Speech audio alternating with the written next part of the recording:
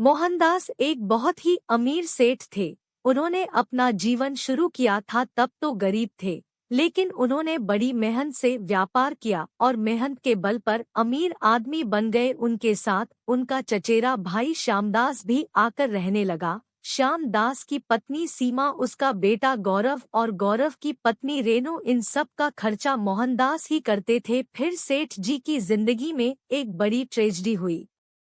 सेठ जी, पुष्पा, हमारी शादी को 10 साल हो गए पर अभी तक भगवान ने हमें संतान का मुंह नहीं दिखाया। अब तो डॉक्टरों ने भी मना कर दिया है कि हमारे संतान नहीं होगी। पुष्पा, आप ठीक कहते हैं, ये जरूर कुछ हमारे पिछले जन्मों के पाप होंगे। सेठ जी, कैसी बातें कर रही हो पुष्पा। ऐसा करते हैं कि हम अनाथ आश्रम से एक बच्चा गोद ले लेते हैं, इस तरह से उसको भी एक परिवार मिल जाएगा और हमें भी संतान मिल जाएगी। पुष्पा, आप ठीक कहते हैं, चलिए वहीं शिवपुर में शंकर जी का मंदिर भी है, दर्शन भी कर लेंगे और वहाँ के अनाथ आश्रम से हम एक बच्चा भी गोद ले लेंगे।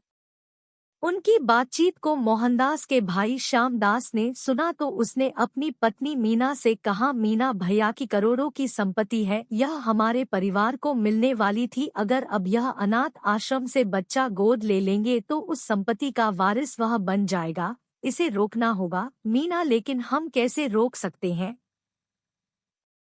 श्यामदास, हमारे सामने एक ही चारा है और वह है इनकी हत्या। हम इनकी कार के ब्रेक फेल कर देते हैं, उसके बाद यह परलोक चले जाएंगे और इनकी संपत्ति हमारी हो जाएगी।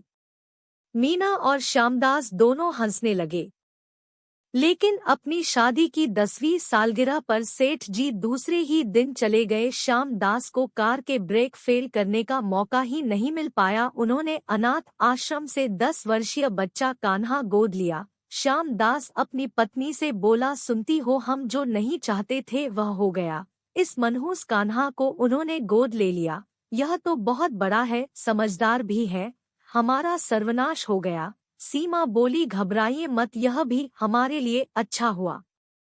श्यामदास ने आश्चर्य से पूछा, वह कैसे? सीमा बोली, जो ब्रेक फेल करने का काम पहले करते वह अब कर लो, न रहेगा बांस न बजेगी बांसुरी, ये दोनों मर जाएंगे, रह जाएगा कान्हा। तो हमें एक नौकर की भी तो जरूरत है, कान्हा हमारा नौकर बनेगा। श्यामदास खुश होकर बोला, वाह, तुम्हारा दिमाग तो बहुत तेज है। उसके दूसरे ही दिन सेठ जी और पुष्पा बाजार में कान्हा के लिए कपड़े और सामान खरीदवाने गए। कार के ब्रेक फेल होने से एक्सीडेंट हो गया, जिनमें उनकी पत्नी की तुरंत ही मृत्यु हो गई और सेठ जी घायल हो गए लेकिन बच गए। उन्हें हॉस्पिटल में भर्ती करवाया गया। जब उन्हें होश आया तो वह जोर से चिल्लाए, डॉक्टर, मुझे कुछ दिखाई क्यों नहीं दे रहा है? उनकी चीख को सुनकर डॉक्टर और नर्स सब दौड़े चले आए और उन्हें यह जानकर हैरानी हुई कि सेठ जी की आंखों की रोशनी चली गई थी। काफी इलाज हुआ लेकिन उनकी आंखों की रोशनी नहीं ठीक हुई। सेठ मोहनदास बहुत दुखी थे। वह अक्सर कहते, भगवान, मुझे कौन से कर्मों की सजा दी है? संतान नहीं थी तो तब भी गनीमत थी, बच्चे को गोद ले लिया लेकिन मेरी पत्नी को भी छीन लिया और मेरी आंखों की रोशनी भी ले ली। आखिरकार अब मैं कैसे जीऊंगा? अब सेठ जी को दिखाई नहीं देता था। वह अपने भाई श्यामदास पर बहुत भरोसा करते थे। श्यामदास आकर बोला, भाई साहब, आप बिल्कुल चिंता मत कीजिए, मेरे रहते आपको कोई कष्ट नहीं होगा। मोहनदास ने कहा, भाई हो तो तुम्हारे जैसा, आज के जमाने में तुम्हारे जैसा भाई होना बहुत मुश्किल है। मैं बहुत भाग्यशाली हूँ जो तुम जैसा भाई और गौरव जैसा भतीजा, सीमा जैसी बहू है। मुझे किस चीज की कमी है? हाँ, मेरे कृष्णा को बिल्कुल तकलीफ मत होने देना। श्यामदास बोला, भाई साहब चिंता मत कीजिए, कृष्णा को तो मैं राजकुमार बनाकर रखूंगा। श्यामदास में कान्हा को खूब धमकाया, देख ले, अगर तूने हमारी सेठ जी से शिकायत की तो तुझे खाना नहीं मिलेगा, यह अच्छी तरह से जान ले। कान्हा, मैं कुछ भी नहीं कहूँगा। कभी सेठ जी पूछते, कान्हा तूने क्या खाया है आज? तो वह कहता, मुझे अच्छे अच्छे पकवान खाने को मिलते हैं।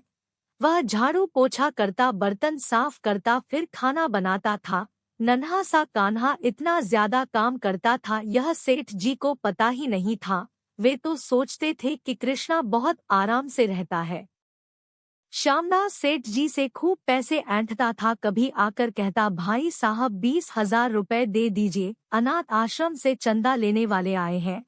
कभी कहता, कृष्णा का एडमिशन करवाया है, स्कूल की यूनिफॉर्म फीस और किताबों के पैसे चाहिए। कभी आकर कहता, / कृष्णा का चेकअप करवाना है, डॉक्टर ने इसे बीमार बताया है। सेठ जी, अरे बीमार हो गया। फिर वे उसे एक मोटी सी गड्डी दे देते। गौरव, सीमा और श्यामदास दोनों हाथों से सेठ जी को बेवकूफ बनाकर लूट रहे थे। बीमारी के बहाने से कभी कान्हा के कपड़ों के नाम से, कभी कान्हा के खिलौनों के नाम से मोटी रकम ऐंठते थे। काम करते करते कान्हा की हालत खराब थी। सीमा भी उस पर बहुत जुल्म करती थी। एक दिन अलमारी साफ करते समय फूलदान गिर गया। तभी सीमा आ गई। वह उससे बोली, तुझे दिखता नहीं है कुछ भी। उसने कान्हा को बहुत मारा और उसे दिन भर खाने को भी नहीं दिया। उस दिन कान्हा बहुत रोया। अब उसके साथ ऐसा अक्सर होता था। इधर श्यामदास और सीमा का लालच बढ़ता ही जा रहा था। अब वे पूरी संपत्ति चाहते थे। एक दिन सीमा बोली, अजी सुनिए, यह रोज रोज पैसे मांगने होते हैं, यह अच्छा नहीं लगता। श्यामदास बोला, तो फिर क्या करे? सीमा बोली, देखो आज थोड़ साबुन का पोछा लगाकर मैं जीने के पास छोड़ देती हूँ। जब खाना खाने के लिए भाई साहब आएंगे तो उनका पैर फिसल जाएगा और फिर भाई साहब तो ऊपर स्वर्ग में निवास करेंगे, हम यहाँ मजे करेंगे। श्यामदास इस बात पर खुश हो गया। सीमा ने साबुन का घोल जीने के पास लगा दिया। सेठ जी जब उधर से निकले तो उनका पैर जोरों से फिसला और वे जीने से लुढ़कते हुए नीचे आ गिरे। उसी समय सेठ जी का दोस्त केशव आ गया तो उसने उनको अस्पताल में भर्ती करवाया। इस बार सेठ जी को होश आया तो उनकी खुशी का ठिकाना नहीं रहा। उनकी आंखों की रोशनी वापस आ गई थी। वह खुशी से चिल्लाते हुए बोले, मैं ठीक हो गया, मेरी आंखों की रोशनी वापस आ गई, लेकिन मैं अभी किसी को बताऊंगा नहीं, मैं अचानक से सबको चौंका दूंगा। जब सरप्राइज दूंगा तो श्यामदास कितना खुश होगा। सेठ जी की छुट्टी हो गई तो वह घर पर आए। कान्हा का चेहरा देखकर वे दंग रह गए। वह मन ही मन में बोले, इसके ऊपर तो मैंने हजारों कुछ काला है। अब मैं सबके सामने अपनी आंखें ठीक होने का भेद नहीं खोलूंगा और मैं देख लूंगा कि यहाँ क्या हो रहा है। रुपए खर्च किए और इसकी यह दशा है। जरूर दाल में अगले दिन सेठ जी हाल कमरे में टहलने के लिए बहुत दिनों के बाद नीचे आए तो उन्होंने हैरान होकर देखा, अरे यह क्या हो रहा है? यह कृष्णा पोछा लगा रहा है, यह बर्तन साफ कर रहा है, अब यह चाय बनाने जा रहा है। उसी समय सीमा ने देखा कि कृष्णा ने गंदा गिलास साफ किया है तो उसे कृष्णा के 2 थप्पड़ मारे।